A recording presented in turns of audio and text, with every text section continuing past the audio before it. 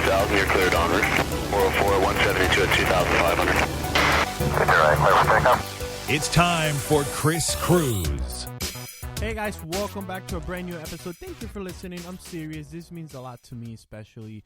I'm a lonely podcaster, and I've been giving you guys some good interviews about culture and entertainment. We've been talking about Stranger Things. We've been talking about what it is to overcome some life obstacles when people say you can't do it and you actually can do it.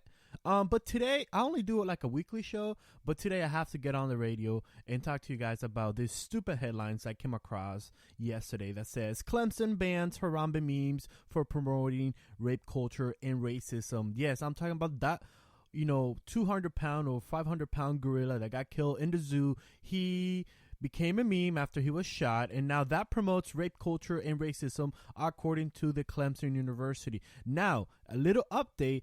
Ever since this got a lot of traction, thanks to Caleb from Campus Reform, they actually have been saying that they did not do this. It's actually a miscommunication between somebody. But I still want to talk about this because I think that Caleb put a lot of pressure on the university by bringing this up. So big applause for him and Campus Reform for actually giving a voice to us college students. So I'm really proud of them.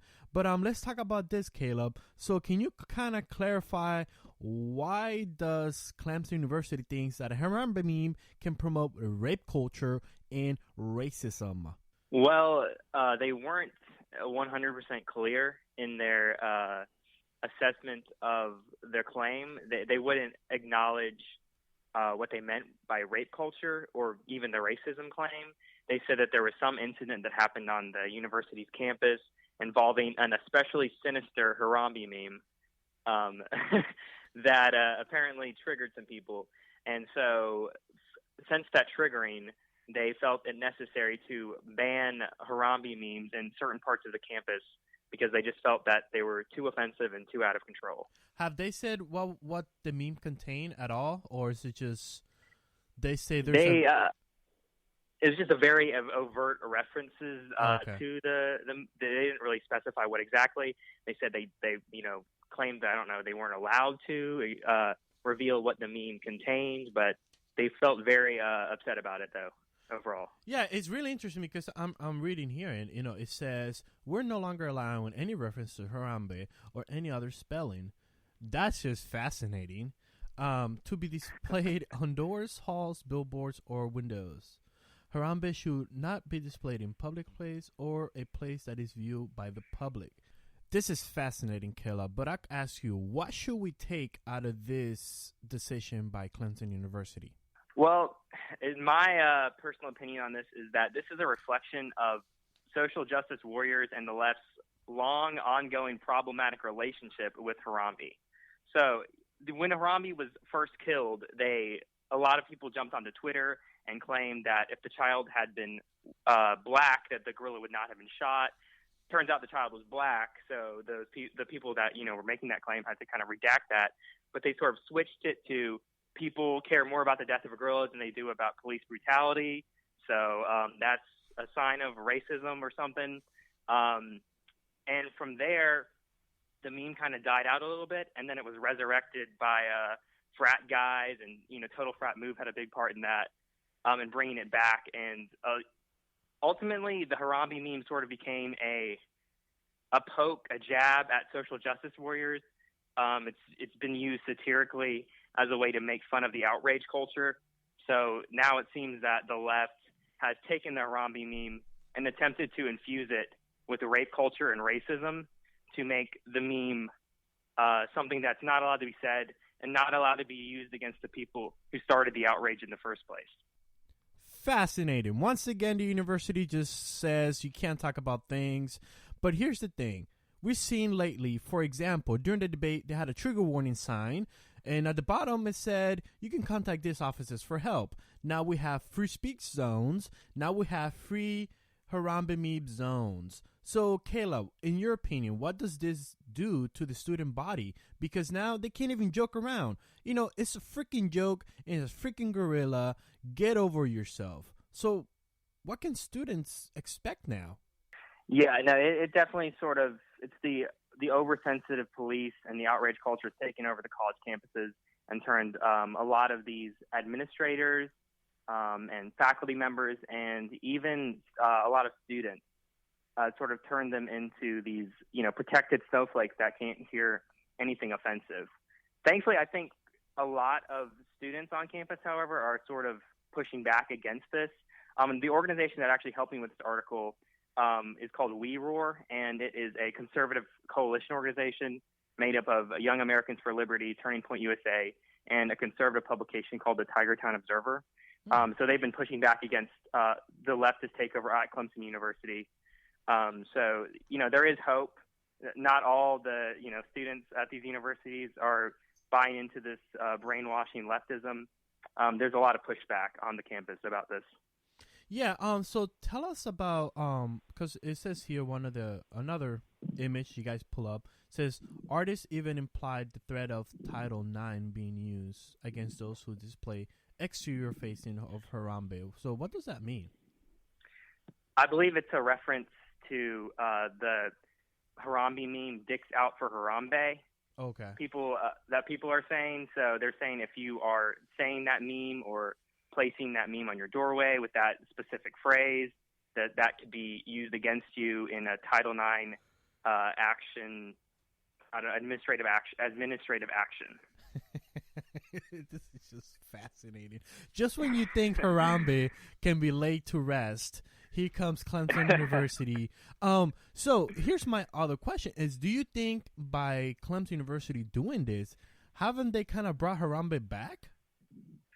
They have, yeah. He's the meme that just can't die. They're trying. I don't know if they're trying to kill him or they're trying to bring him back. But either way, he's around to stay. Game day actually is at Clemson this weekend, and I'm gonna guarantee you're gonna see more Harambe signs at Clemson game day than anywhere else in the nation.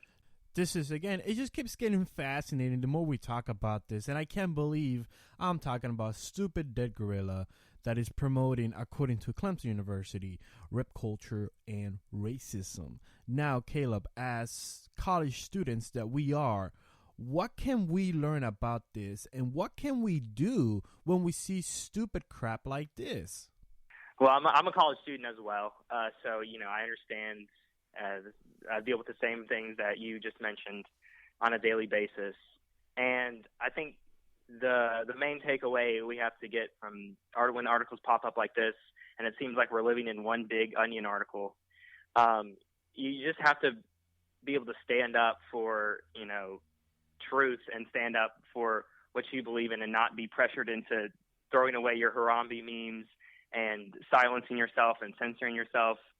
So I think that campus activism and even organizations like Campus Reform who, if Campus Reform hadn't picked this article up, this Harambe meme would have been enacted, or this Harambe meme ban would have been enacted, and the university would have gotten away with it.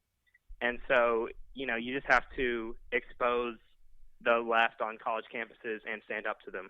I think that's the main takeaway here. I totally agree, and that's one of the things that I always tell students, and and I'm a little upset because none of this thing happened in my college, because I am literally with ears and radars listening to everything my campuses do. I take a lot of pictures, and nothing like this happened. So I'm really upset that all this stuff is happening and I'm not part of it. It doesn't matter what you identify as: a Republican, Democrat, Independent, Libertarian, Liberal, Constitutionalist, and it does not matter. At the end of the day, everybody has to speak up because we'll have the right to just do what the heck we want to do as long as we're not hurting anybody. And I'm sorry, but a stupid meme is not hurting you. So get over yourself, you freaking wuss. But Caleb, where can people get in contact with you and find all your stories? They can follow me on Twitter at Caleb Ekarma, CALEB Ekarma, ECARMA. I'm a contributor for the Daily Wire, and I have a piece coming out on the Federalist as well. So they can find my pieces on those sites as well as Campus Reform. Yeah, guys, that's it for today. I think that's plenty of time talking about this stupid ass Harambe meme. But guys, go to Campus Reform. Go find the headline that says Clemson University bans Harambe memes for promoting rap culture and racism. Parents, this is what you're paying for, by the way. You're paying for this nonsense. You're sending your kids to stupid universities that say you can't put a stupid ass meme. Come on, people. It's time to speak up. And if you like more interviews like this, you just gotta calm down a little bit. Make sure to follow me on Twitter at RC_KRIS, or go to my website, chriscruzblog.com. That is KRISCRUZ blog.com. And before we close out this interview, I gotta give a little disclaimer here. Chris Cruz, my last name is Cruz. I am not related to that sellout Ted Cruz. So, I'm going to have to change my stupid name now because we have a sellout with the name Cruz, and he pisses me off. So, more to that next time. So, make sure you visit my website, chriscruzblog.com, and comment on this episode because I want to know what you think about this stupid Harambe meme or anything else. So, make sure to come back. Till next time.